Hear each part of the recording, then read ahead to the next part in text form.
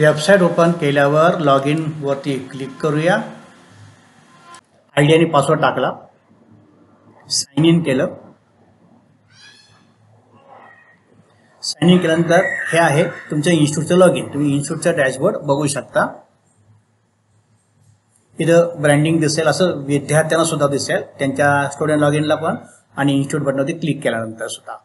तिथं client dashboard आहे, इथं तुम्ही विद्यार्थी ऍड करू शकता। सपोज मी एक विद्यार्थी ऍड करतो, त्याला तुम्हाला हा कोर्स किती दिवसांसाठी द्यायचा तो तुम्ही देऊ शकता।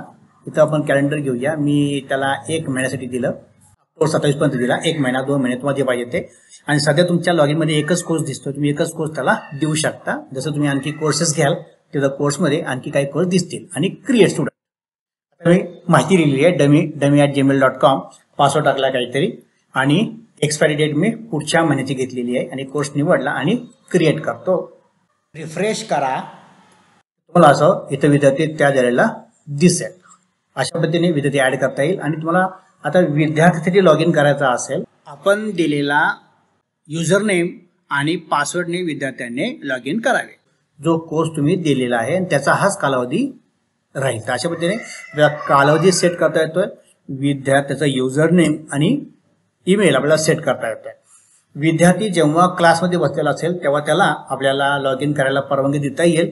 जेव्हा त्याचा क्लासरूम मधला क्लास संपला आपण त्याला ब्लॉक करू शकतो, म्हणजे हा विद्यार्थी घरी गेल्यानंतर पुन्हा लॉग इन करू शकणार नाही, म्हणजे ऑनलाईन त्याला आपल्याला द्यायची गरज पडणार नाही। दुसऱ्या दिवशी परत आला की त्याला पण तुम्ही अनब्लॉक करा। याचा फायदा असा होईल की विद्यार्थी घरी आपला आयडी पासवर्ड इतरांना शेअर करून आपला बिझनेस कमी करणार नाही।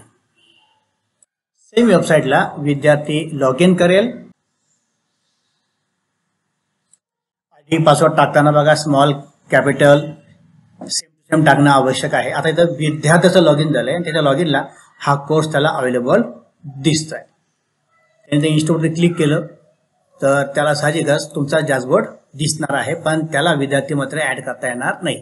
त्याने स्टुडंट डॅशबोर्ड बघितला तर त्याला तुमचंच ब्रँडिंग दिसेल आणि त्याचा कोर्स दिसेल। त्याने कोर्सवरती क्लिक केलं की त्याला लॉग इन केलेला कोर्स शिकता येईल। स्टार्ट लर्निंग वरती त्याला क्लिक करायचं आहे आणि सगळे लेक्चर्स त्याला ओळीने प्रॅक्टिकल सह शिकायचे। तिथं ओळीनं दिलेलं आहे, आणि एक एक लेसन बघितल्यानंतर एक एक प्रॅक्टिकल त्यांनी करावं की जेणेकरून तुम्हाला चांगला रिझल्ट मिळेल। नवीन काही गोष्टी आल्या तर त्यामध्ये मी अपडेट करत राहील। धन्यवाद।